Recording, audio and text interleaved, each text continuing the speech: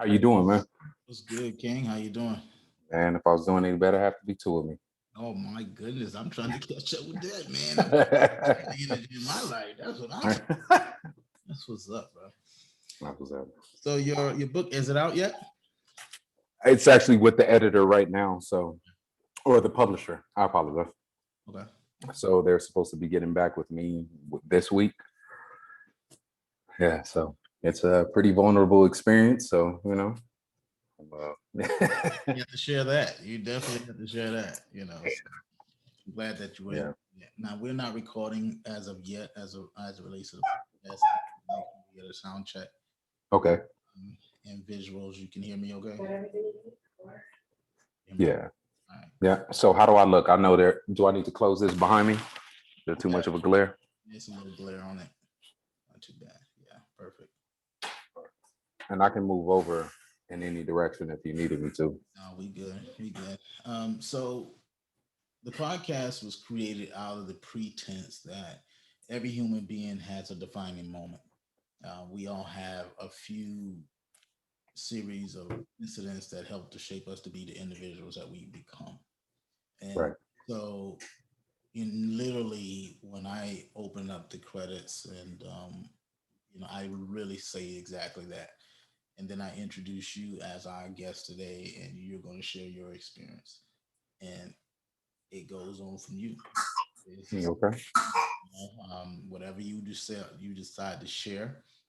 I try not to do too much screening prior to, because when I'm recording, I want to be authentic as well. I want to Mhm. hear your story and feel it as you're telling it. Um, so that's why I really do a lot of questioning of my Right. guests. So I'll feel exactly what the audience feels. So whatever you decide to share, if there's any time throughout your conversation where I feel that the listeners could benefit from you going a little deeper into something, then I'll ask you some questions too.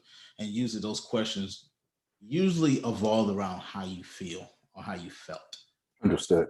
So, but that's it, man. And we'll chop it up for the next 30, 45 minutes, and that about it, brother. Okay. Ready? All right. Yes, sir. Whenever you're ready. Get this party started.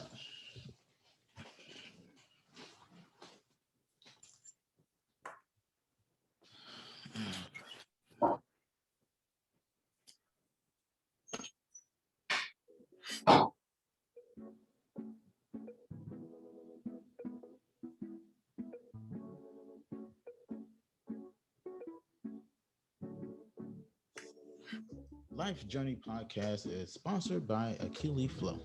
Akili Flow is a culturally centered coaching organization that uses meditation and comedic yoga to help you balance your work and your life. Set up an appointment with them today. Visit www.akiliflow.com. That's AKILIFLOW.com and book your free session.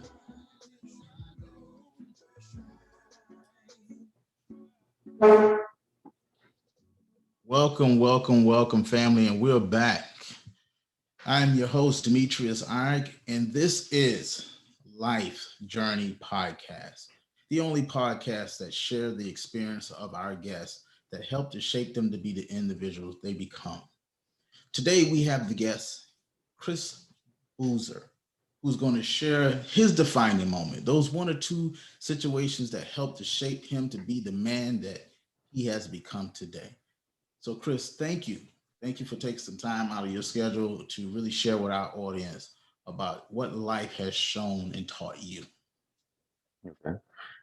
No, I absolutely appreciate it. Thank you for allowing me to come on to your show and, you know, share whatever insights that it is that uh, um, is intended for for all of the listening audience to be blessed. So the one thing I do have to say, I don't shorten my name, so it's Christopher, and Christopher, it even when it comes to all materials, it's Christopher A. Boozer. That's just how I have it written out. But yeah, Christopher, sounds I good. appreciate that, sir. So Thank you again for the correction, number one, and yes, thank sir. you again for for spending the time to share with our guests. I truly believe that we all have experiences in life, and sometimes we go through things that can truly, if we share, it could save a life. And Absolutely. I believe that we go through, I call them defining moments. We all have them. I think that, the way the universe works, I think it's going to put you through some type of test, and you will be forced to, to learn from the lesson that it has intended to teach you.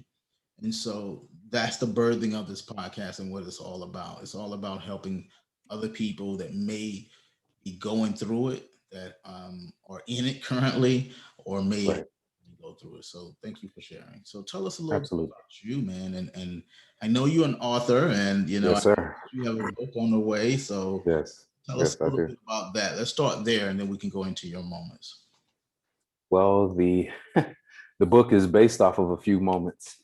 It's Okay. actually called "You Can Always Come Back to Killing Yourself." Oh wow. Okay. And yeah, that was what was spoken to me November 23rd, 2009, because I put my gun to my head to kill myself. And if anyone has ever said, "Oh, I heard a voice," I heard a voice. And that moment was so real. What it directed me to do was I started compressing the trigger. I had it on the right side of my temple, and a voice said, "Call your mother."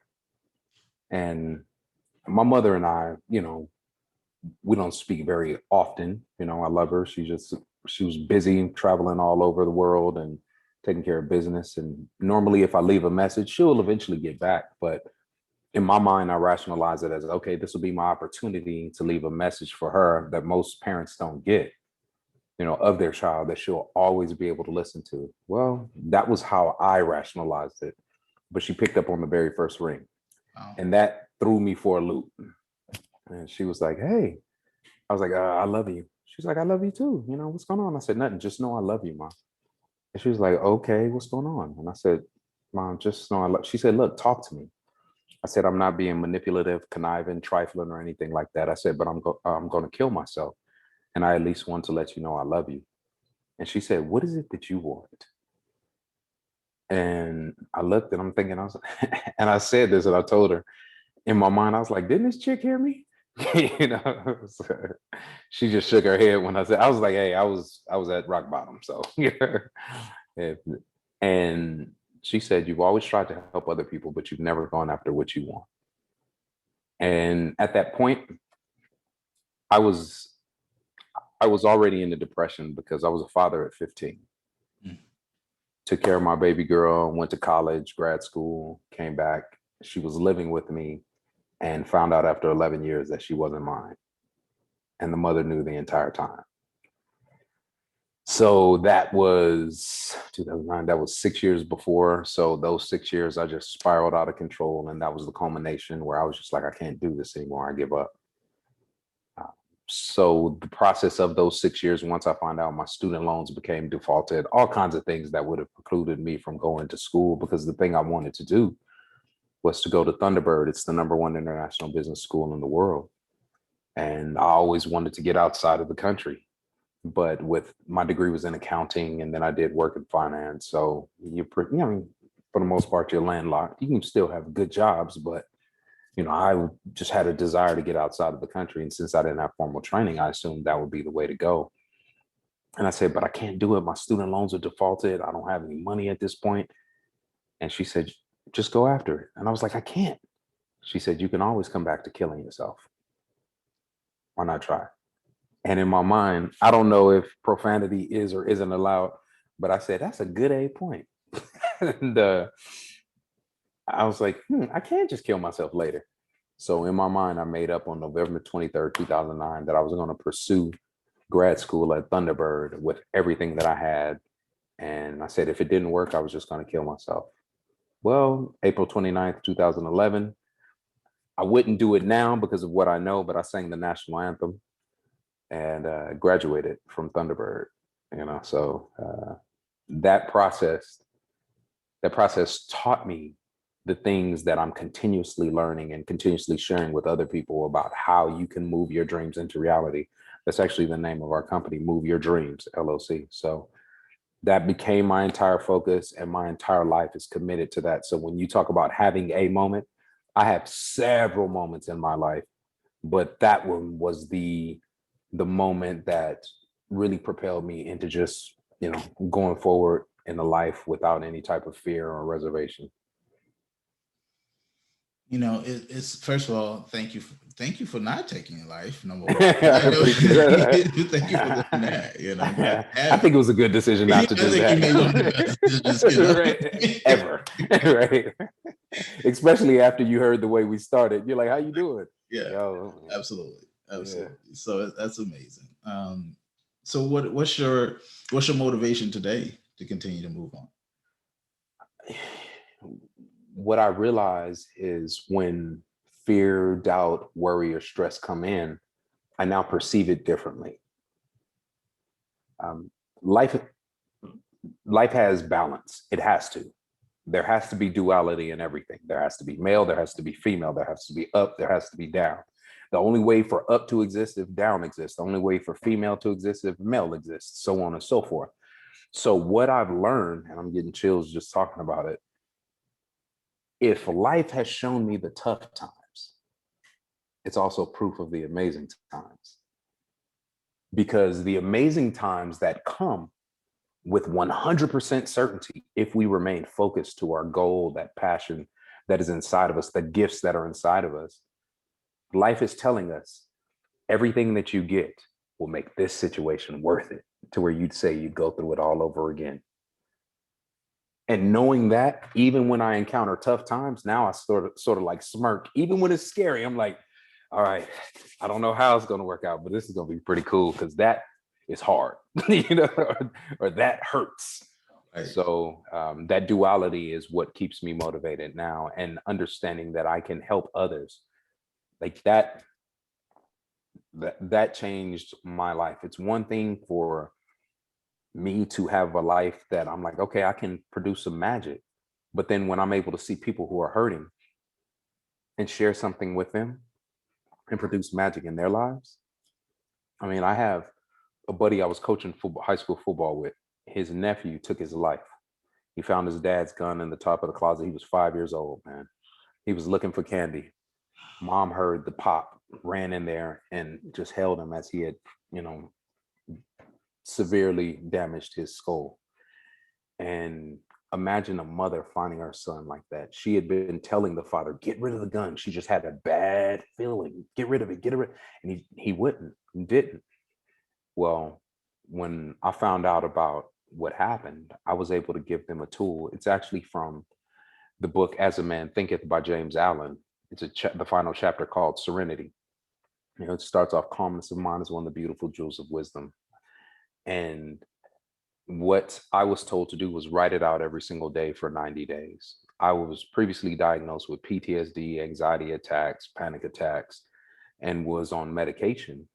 Well, within 5 days of starting that process, I dropped the medication, and haven't taken anything since. Even when I went back to the psychiatrist, she said, oh my God, you sound like you're doing amazing. Let's lower your dosage. I said, I haven't taken that in about 6 months. She was like, oh no, you could revert and you could. I was like, fear doesn't work on me anymore, lady. Fear doesn't work. And with that family, when I was able to share that with them, my buddy, he actually did an interview for me, and we posted it on YouTube. But he said, I don't know what it was in that. He said, but my sister is now the happiest person I know. And her mindset shifted to where she's like, I still have other children. There's nothing I can do to bring him back, but I can make the most of this life with the children that I do have and with the life that I do have. And to be able to get, like, I'm getting emotional thinking about it, man.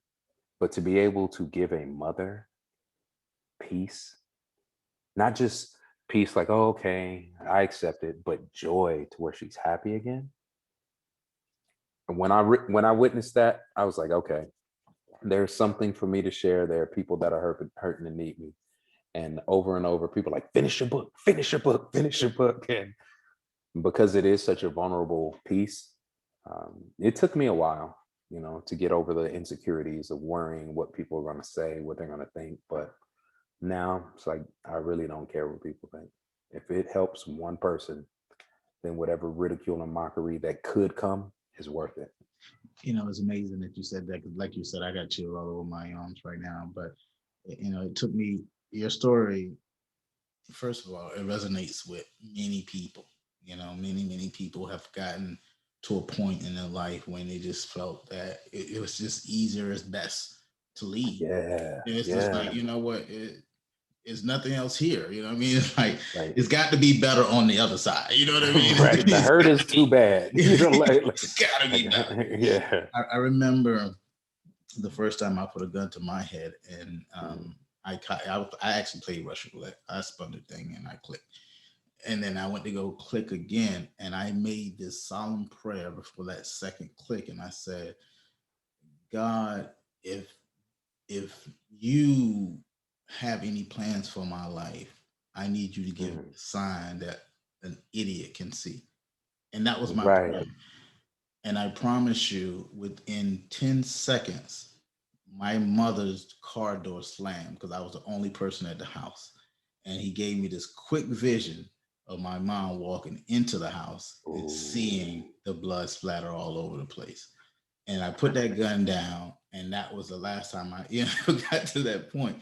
But it Right. reminded me, in your even in your story that you shared with the mom, like that, I can relate to that because that was personal Yeah. for me. It was like, wow, what I could imagine. I could see my mom literally walking, Yeah. holding me, seeing that blood, and having that vision stuck in her head for the rest of her Yeah. life. Like Yeah. that's a nightmare that she'll never Never shake. she get out of here, never get out of here, and she's gonna forever blame herself as the mom. Yeah, Exactly. you know what I mean. So you trapped her and you locked her in this weird, you know, this weird nightmare because of your failure to live, and that was that overwhelming feeling that I felt in my bottom of my gut, man. So I definitely can relate to that. And I had, I wrote a book. My first book was called The Journey to Man, a Okay. husband's journey to manhood, and I included that in there as well because it was one of the darkest times of my life,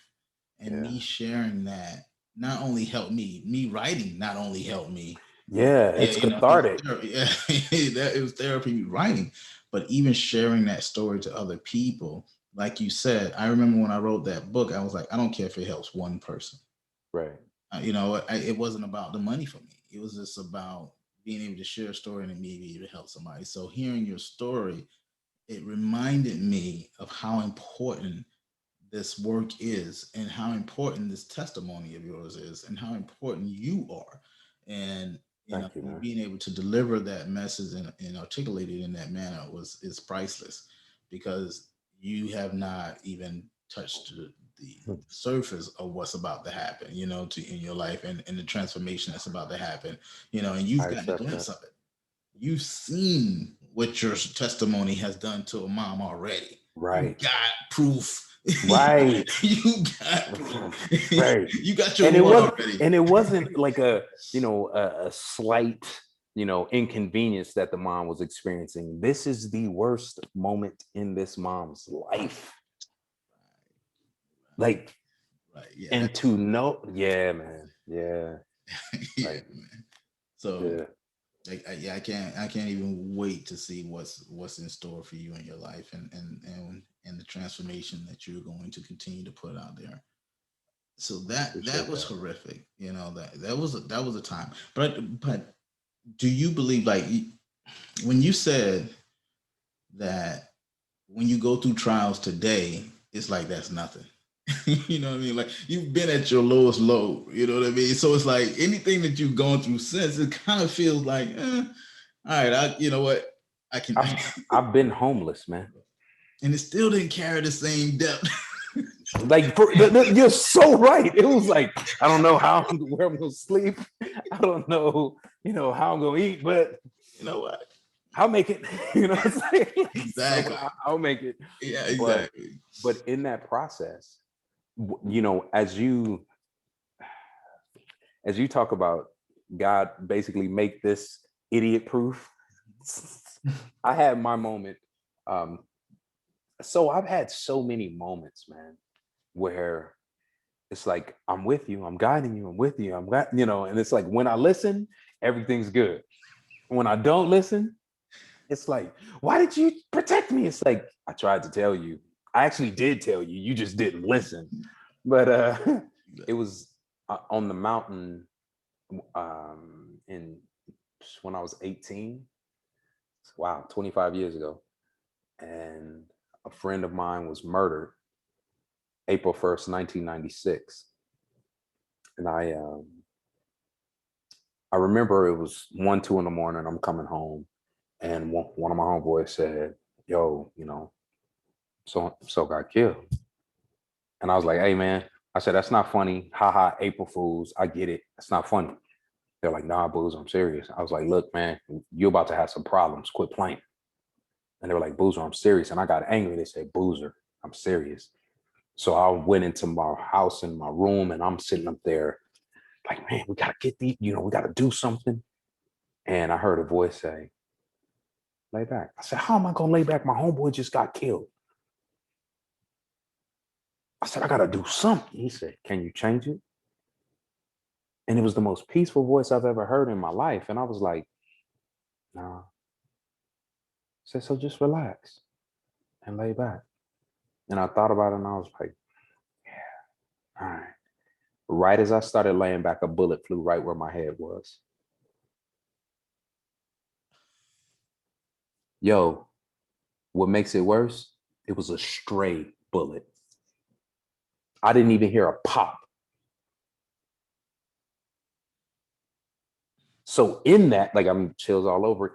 What I what November 23rd, 2009, all the way through April 29th, 2011 taught me is I know the voice that's leading me. Each of us know it. You just have to be brave enough to trust it and go with it. And even when it's scary, don't worry about the way it looks. Because when we talk about science, everything takes a split second to register with your mind, right? So everything we actually hear, see, smell, taste, and touch is the past. Yes. So if we're basing, like, think about how crazy this is. If we're basing any decision right now off of the past, someone's going to say you're a nut job. Oh man, how am I going to get to the store? What do you mean? Take your car, get an Uber, a Lyft, whatever. Take the bus, subway, what? Man, but you know, in 200 BC, they didn't have cars. Mm-hmm. Someone would say, what does that have to do with now? So when it comes down to what I hear, see, smell, taste, and touch, when I have my goal, my vision before me, it doesn't matter what it looks like. Doesn't matter what it sounds like, what it feels like. Does not matter what it tastes like. It does not matter.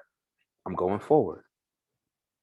Because what I realize now is I made a commitment to myself to go after what I wanted. And if I failed, I would just kill myself. Not saying that's what I'll do now, but what I've learned now is if I don't pursue my goal with all of me, then I am killing myself. Wow. Say that again.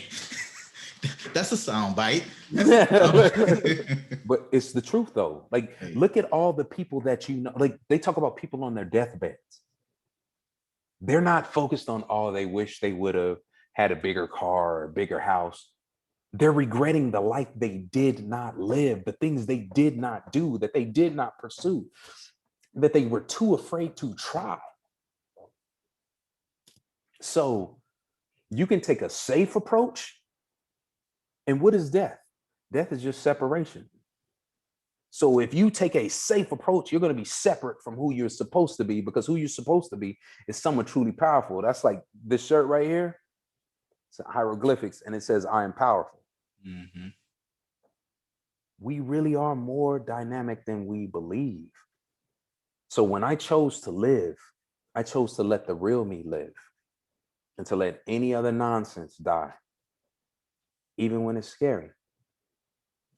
But if we look at birthing as a metaphor for life, in order for each one of us to be birthed, we had to go through a passage where our lives could have been snatched, where they were in jeopardy, where our heart rate drops, where our breathing stops, to get to a life that we can create whatever we want in. So Like my focus is completely different. So when those tough times come, yeah, I mean, there are times where I get shook, get nervous, but then I have my processes, my meditation, my affirmation, my visualization, my programs, my reading, those things, my network of people. Listen, if anyone is halfway sideways, I don't deal with them at all. Like I'm so serious. It doesn't matter if you family, associate, whatever. If there is anything that doesn't resonate with us, peace. I will allow you to be you, but I'm good.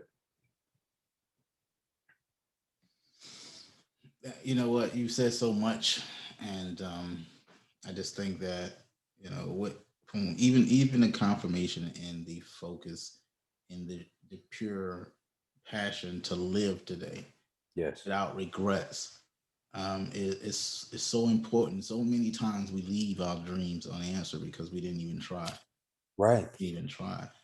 Right. And everything that we've learned, it's been something that has been taught to us. You have to go experience life for Yes. yourself. You know what I mean? Learn your lesson for yourself. Make sure that the sky is blue for yourself. Make sure that red is red for yourself. Not because that's what you've been taught. Right. Challenge it. Right. Exactly. Challenge it. And it's important. And I always tell people, I'm an African history buff, so that's my I major, love it. and I love it. And for me, it's like our ancestors were so smart that we don't do them enough justice. And I tell the world, like, everything that they learn from spending time with themselves, even from meditation and yoga, which was created in Africa, Hey, is on. yoga is official. Anyone, I was a jock that was like, man, yoga, whatever. Man, please, that's the hardest workout I've ever done in my life. It's not easy, and it's on the pyramids. So it has African origin and migrated to India, even though they get credit for it. But it's on the pyramid, so it's there first. It's migrated from, and so our ancestors knew enough that they had to inscribe stuff on stuff that will never depart, because people will take credit for everything. Look at mathematics. Everything. And so it's like they were so smart, ahead of their time. They saw this. It's something that no one can take away from us. As long as we tap into ourselves, we can do anything. Absolutely. So much that we leave at the table, man. But I'm sorry to go philosophical, No, no, no, no, it just no, made me no. it just Listen, made me you're think about good. us not being in tune with ourselves. You know what I mean? Absolutely. That's what your conversation did for me. Absolutely. It challenged me, even because I do meditation, but it challenged me, like, what else am I leaving on the table? You know what I mean? What else Yeah. I've had not gone to do? I've done a lot, but what else can you do? You know what I mean? So it's Yeah. challenging me to think outside of myself as well. So, thank you, thank you, thank you. My pleasure. But you said something cool. You said something really cool to me, and that was you align yourself with individuals that are forward thinkers, people that are that have the right spirituality, the right focus. You know what I mean? If they're negative, or something doesn't rub you right, you part ways. You don't entertain Right. that energy, that if it's not productive. Right. So it goes back to, like, my mom always said, it was association brings assimilation. Show me your friends, I'll show you who you are. Exactly. So Yeah. you don't need to spend time with people that's not about something positive and moving forward. Yeah, like I can be like if I happen to be around someone, I'm not gonna, be some stuck up jerk that's like, whatever, you're beneath me, Right. Right. but if there comes a moment where, just a general conversation and anything does not feel right, even if I can't like make sense of it in my mind, I'm like, all right, y'all have a good one. I'm gonna keep it moving. Hmm. Go to the next thing. Yep. Yeah.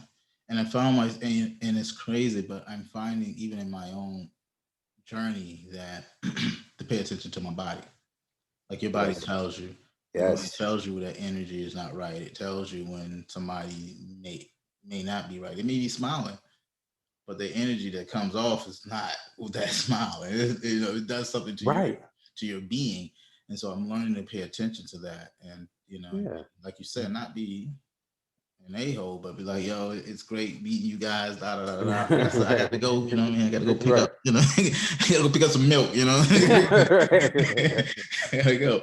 But I think it's important to pay attention and be in tune with yourself. Absolutely. Now, you said that you were in a. I know you were in a depression. And raising a child that's not Yeah, yours man. for years, and everything that you've known was that was your that was your child. How is that relationship today? She's still my baby girl. She's 28 now. We had about 7 years where I couldn't communicate with her Mm, because I'm not her father. I have no access to her. right, And she actually became a ward of a state for a little bit because of all the stuff involving her mother. right. But she's married now. She has 3 children. And like I tell her, I said, you saved my life. Wow. Because prior to her, and this is where, a part of me saying that there's something beautiful. Prior to her, I would sleep with guns under my pillow, pointed at my head with my finger on it, hoping this was the logic of a 13, 14-year-old. I was taught that if I kill myself, I won't go to heaven. But if it happens in my sleep and I didn't really do it, I have some legal ground to argue on. But yeah, so like the thoughts of suicide and taking my life had been there for years. And when she was born, she gave me a reason to live. And it was no longer about me. I'm like, yo, I can't be selfish. It's about my baby girl. I have to take care of her. Well, after I found out she wasn't mine after 11 years, the depression wore on me for 6 years, as it was like the anger was there. And then after going through the anger, the frustration, being mad at God, you should have told me. Guess what? That day when I was right there about to start, he told me, don't do it. Do not do it. Stop. Don't do it. Don't do it. She said, what you waiting for? I said, huh? Okay. So I know the voice. There are other situations I can point to and be like, God, I wish I would have listened. But by me going through that process, number one, it helped me to see what service does for you. Like we all have a purpose, and our purpose involves improving life for someone in some way. Mm-hmm. So that act of service helped me to see that, okay, yeah, I still need to figure out how to heal, but until I'm completely whole, I can serve and bless someone else and help them in their area of hurt and their area of pain and their area of need. And after I found out she wasn't mine and went through the depression and then finally put my gun to my head, the thing that breaks my heart to this day, I actually had a baby girl at that time. And later found out that I had a son on the way. And I didn't even think about my baby girl when I had my gun to my head about to kill myself. So here it is. I realized that another person would never be reason enough for me to live. I had to start loving me. I had to look at me and say, I forgive you for not making the decisions you should have made. I forgive you for being afraid. I forgive you for being taken advantage of. I forgive you for being molested. Like, because it was like, I was so angry with myself, but as a child, how do you protect yourself? And you don't know what's right. And, all of these things, I had to forgive myself and then say, I love you. And everything that you've gone through is just foreshadowing the things that are coming for you on the other end. It's a pendulum. So that side, it sucks. Absolutely. The only way for heaven to exist is for hell to exist. And I think it's so symbolic when they talk about Christ going to hell before he was, brought into heaven, for those that follow the Bible. Before you get to heaven, you have to go through hell. And if we look at life like that, like, man, why am I going through hell? Oh, wait. Oh, okay. It's not a permanent place. I'm just passing through on my way to where I want to be. and what I want to do. So yeah, it's that process of depression. It was tough, but I'm grateful for it because being at rock bottom, like you said, I've done that. Said it was like when you've been through the worst, you're like, okay. Yeah, yeah, it's crazy. But when I've been through, situations, and after being at that point, and I've been through situations in relationships, Yeah. and my mate is like, oh, it's been the worst, and it's the worst, and I'm looking and I'm like, this is nothing, Right, exactly. I'm This is like, lightweight. it was like, Yeah. please, like, this is nothing. I was like, we Yeah. haven't been through anything, and she was like, nah, we've been through a lot. I was like, this is nothing. It was like, Hmm. if this is a lot to you, Right. so I know how, when you get to that point when you've been at such a below dirt level, it's like Yeah. everything else it's great. It's like, yo, as long as I'm alive, I know that I'm going to be moving forward. As long as I can Yes. breathe, I know that I'm going to get closer to what my creator created me to do. As long as I'm alive, I know I'm going to set, rules and groundwork to make a better life for myself and the people that I get in contact with. I know, Right. because once you get to that point where your life is at such a fine line, it's like you start to understand the need and the desire to do something better, to leave this life better than you got it. Right. Right. It's like, it's like, You can't look at life the same. Like I saw a study and it says people who have gone through life altering experiences, they're not the same after that. And they can no longer conform to the norms of society because you have such a different perspective and lens on life. mhm, And you're like, that's stress. mhm, That's just trying to keep up with the Joneses, which still brings stress right. because the Joneses always change their mind. You know what I'm saying? It's like, no, Yeah. like, what do I like? What do I want? What am I cool with? And even like growing my locks, it's the third time I've had them, but this is the time that I was just like, I don't care. Like, I do not care. I'm not an MBA looking for an executive position and you got to get rid of them so that you can fit the bill. I don't care.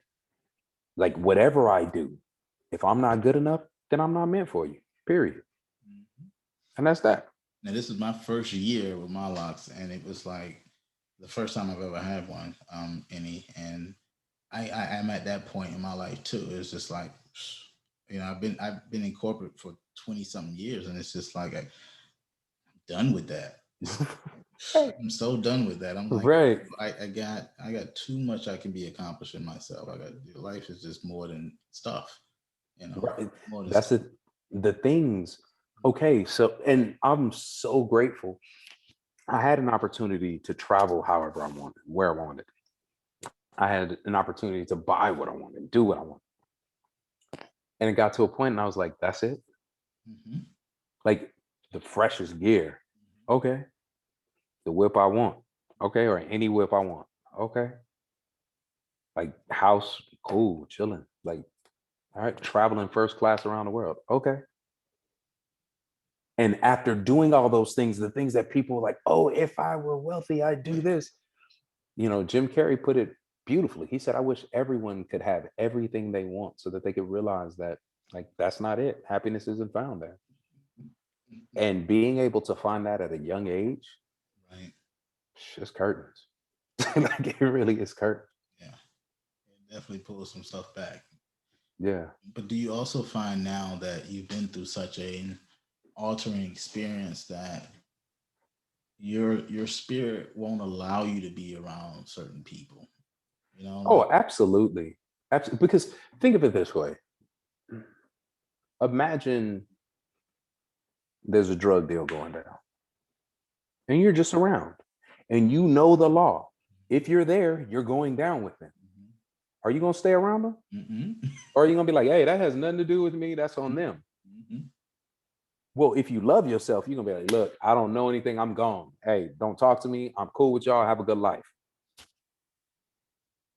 So we need to take that perspective when it comes to our energy, when it comes to our conversation, when it comes to the company we keep. Like I don't allow people to talk negatively around me. if it's my gathering, excuse me, yeah, we don't talk like that. If I'm at someone else's gathering, I'm like, oh, okay, let me move on somewhere else. I actually had a situation where there was a business meeting and these people were right next to me speaking negatively. And I said, look, man, you got to stop with all that. I don't listen to any of that stuff because that doesn't produce anything positive. And you're being really selfish, spewing all this nonsense around other people who you're affecting. And they were like, I apologize, man. And I was like, I appreciate you. But it's that serious. Like your ears, your eyes, like those are the windows to your thoughts and your emotions. And we create everything in this world through thoughts and emotions. And if you're not controlling your thoughts or your emotions, you're not controlling your life. And if you're not controlling your life, you're just a puppet, a slave all over again. Man, Christopher Boozer, you've been amazing to talk to, man. And it's already been 41 minutes already. Time flies when you're having fun. But I do have a few things I want you to accent. Number one, the title of your book again, and do you have a anticipated release date or when it's going to come out yet? Okay. The title of the book is You Can Always Come Back to Killing Yourself. Like I said, it's with the publisher right now. So as soon as they get back to me and say what and when and how, we can release this and go forward, okay, then I'll know exactly. But yeah, it's finished. I have like all of my heart in that book. And I actually, one of the books, have you heard of The Laws of Success by Napoleon Hill? I've heard of it, but I haven't read it yet. The 1925 version. Don't get the 28 or the others. That's the watered down stuff. But in my book, I didn't find the book until afterwards. But what I realized through my journey, and then I went ahead and my mentor introduced me to it. We studied it, and then we teach classes in it. But when I was going through my process, I did every single step that's in the Law of Success, all 15 steps. And I didn't even realize it. And it was just confirmation for every person that's wealthy, every person that's successful, every person that like lives their dreams. These are the steps they use, whether they know it or unconsciously do it. When I discovered that helped me to understand I really am in tune and I have to trust me. But I am just a reflection of you and each and every person on here. Mm-hmm. Each one of us know we just have to be brave enough to trust ourselves.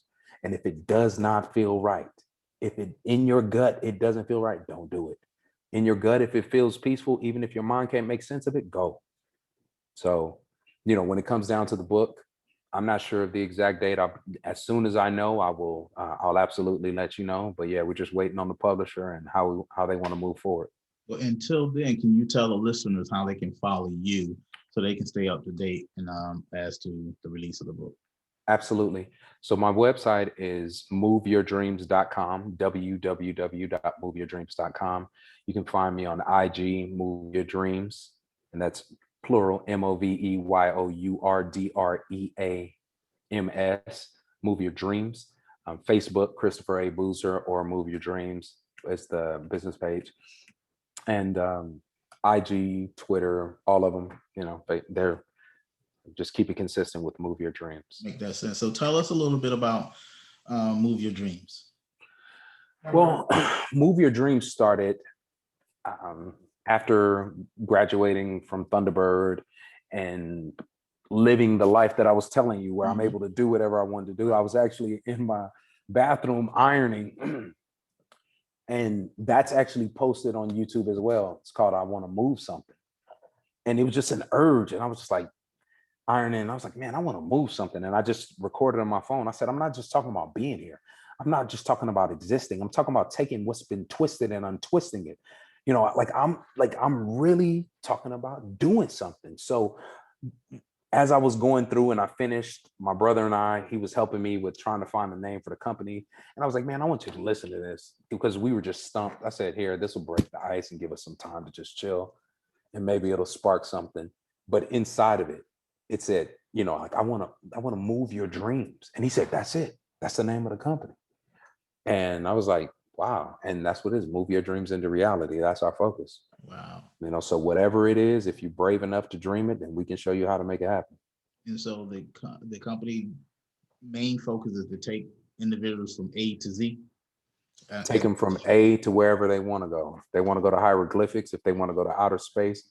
And the reason I say that is because you say A to Z. Z is something that people can comprehend in their mind. What we look at is something that's absolutely crazy, scary, terrifying, that you don't know how it's going to happen. That's the thing we need to go after. Because when that moment happens, you never put the gun to your head again. Because you're like, if I did that, the rest of this is cake. Yes. Yes. Like it. Love it. Like it. Love it. Yes, sir. Christopher Boozer, it's been a pleasure having a conversation with you and you sharing your journey, sharing your experience, and helping our listeners get an understanding of how depression works and how you can come from it. And there's always lessons in all of our stories. So I'm so grateful that you were able to share. Do you have one last word of wisdom to the listeners before we end our session? Well, first of all, I'd be remiss if I wouldn't tell you thank you. Thank you for your work. Thank you for your service. Thank you for your passion and your commitment to your highest calling, your true self. Because in that, the reward that you receive, I know everything else, just can't even touch, just the joy that you get from walking in your calling. The one thing that I will tell people is it's going to be scary. It's going to be lonely at times, but that's a good thing, because going through this process of growth, not everyone has the endurance to make the climb that you have to make. And the other thing is, not everybody's supposed to take the same journey that you're supposed to take. So when you know that thing that you want to pursue, don't worry about how. How is an acronym I put in my book, Holding On to Worry, because you're never going to be able to figure out how. I love how Steve Jobs said you'll never be able to connect the dots looking forward.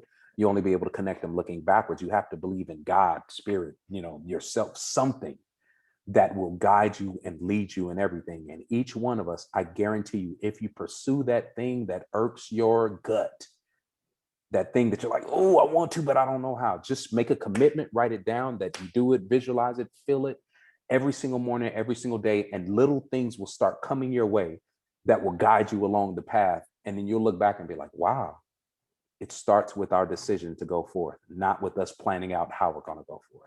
So make a decision, move forward, and watch the beauty unfold. You heard it. You heard it from Christopher Boozer, the wise man that was able to share that tidbit of wisdom. And I will definitely confirm that. I said that I wanted to do a podcast 2 years ago. 2 years ago. And I it's like, I don't know what you're doing. I don't know what to do. I don't know. Right. It's like, but it was in my stomach. It was like, kept coming up. And I said last year at the New Year's resolution, I'm gonna start a podcast. It didn't happen. This year, I was like, you know what? I need to start looking at that because it's still with me. And so I said, right, you know what? If I buy the equipment, then I'll do it. So I just started buying the stuff, and I looked at it in the house for maybe a month, and I said, you know what? Let me go do some research. And I just started doing research, and it's like, and ever since then, I will tell you, this has probably been one of the most rewarding things for me.